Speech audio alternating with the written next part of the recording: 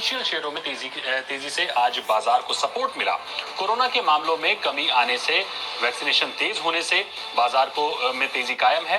लगातार 10 दिनों से कोविड के रिकवर मामले नए मामलों की तुलना में ज्यादा हैं। ऐसे में बाजार को लॉकडाउन से छूट मिलने की उम्मीद है। आज कारोबार के अंत में सेंसेक्स 111 अंक की बढ़त के साथ 50,652 के स्तर पर बंद हुआ। वहीं निफ्टी 22 अंक की मजबूती के साथ 14,198 के स्तर पर बंद हुआ।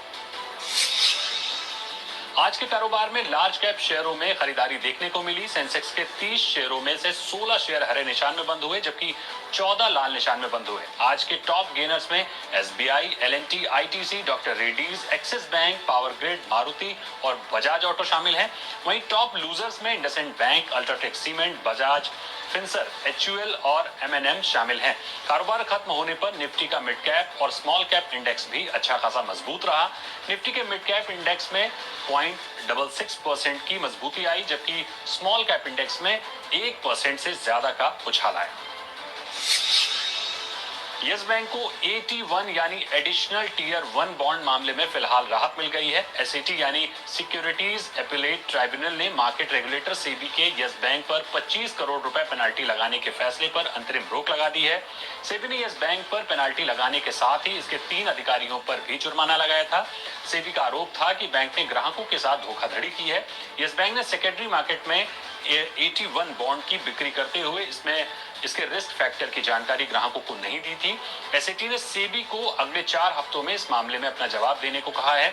इसके 3 हफ्तों के बाद यस बैंक को सेबी के जवाब पर अपना पक्ष पेश करना है। आज से वित्त वर्ष 2021-22 के लिए सॉवरेन गोल्ड बॉन्ड की दूसरी सीरीज शुरू हो रही है। इसमें 28 मई तक गोल्ड बॉन्ड में निवेश किया जा सकेगा। इसके तहत प्रति ग्राम सोने की कीमत 4,842 रुपए तय की गई है। जो लोग इसके लिए ऑनलाइन आवेदन करेंगे और डिजिटल पेमेंट के जरिए भुगतान करेंगे, उन्हें प्रति ग्राम 50 रुपए का डिस्काउंट मिलेगा। यानी सीरीज में एक बॉन्ड की कीमत 4,777 रुपए तय की गई है। सॉवरेन गोल्ड बॉन्ड को डीमैट के रूप में परिवर्तित कराया जा सकता है। सॉवरेन गोल्ड बॉन्ड में इश्यू प्राइस पर हर साल 2.5% का फिक्स ब्याज मिलता है। ये पैसा हर 6 महीने में आपके खाते में पहुंच जाता है। कोई शख्स एक वित्त वर्ष में कम से कम 1 ग्राम और अधिकतम 4 किलोग्राम तक वैल्यू का बॉन्ड खरीद सकता है।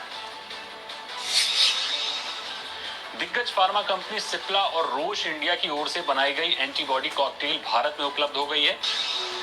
कोरोना की दूसरी लहर कितनी खतरनाक है, इसका अंदाजा इंश्योरेंस कंपनियों के क्लेम से लगाया जा सकता है। पिछले 16 दिनों में हेल्थ इंश्योरेंस क्लेम में भारी बढ़ोतरी हुई। इंश्योरेंस क्लेम आए हैं। कोरोना काल में अभी तक बीमा कंपनियों के पास 24,000 करोड़ रुपए के क्लेम आए हैं। इनमें औसत क्लेम 1 लाख रुपए का है। लेकिन चिंता वाली बात यह है कि क्लेम सेटलमेंट रेशियो 62% है। यानी कोरोना पीड़ित लोगों को हॉस्पिटल के कुल बिल का 38% अपनी जेब से भरना पड़ा है। 28 मई को जीएसटी काउंसिल की अहम बैठक होने वाली है। इसमें निजी इस्तेमाल के लिए ऑक्सीजन कंसंट्रेटर के इंपोर्ट पर टैक्स घटाने पर फैसला हो सकता है। दिल्ली हाई कोर्ट ने पिछले हफ्ते कहा था कि निजी इस्तेमाल के लिए या गिफ्ट के रूप में प्राप्त ऑक्सीजन कंसंट्रेटर पर 12% इंटीग्रेटेड जीएसटी लगाना असंवैधानिक है। कोर्ट की टिप्पणी पर एक 85 वर्षीय कोविड मरीज की ओर से दायर याचिका पर आई है। टैक्स विशेषज्ञों ने कहा कि काउंसिल ऐसे इंपोर्टेड सामानों पर आईजीएसटी को छूट देने का फैसला कर सकती है, क्योंकि इसमें रेवेन्यू इंप्लीकेशन ज्यादा नहीं होंगे। खाने के तेल की बढ़ती महंगाई को लेकर आज केंद्रीय खाद्य सचिव की अध्यक्षता में अहम बैठक हुई, जिसमें कीमतों को कंट्रोल करने को लेकर चर्चा हुई। इस बैठक में कीमतों पर काबू के लिए इंडस्ट्री से अहम सुझाव लिए गए। जल्दी खाने के तेल की कीमतों पर लगाम को लेकर बड़े फैसले लिए जा सकते हैं। आज की बैठक में नेफेड एमडी के साथ सचिव स्तर के तमाम अधिकारी मौजूद थे।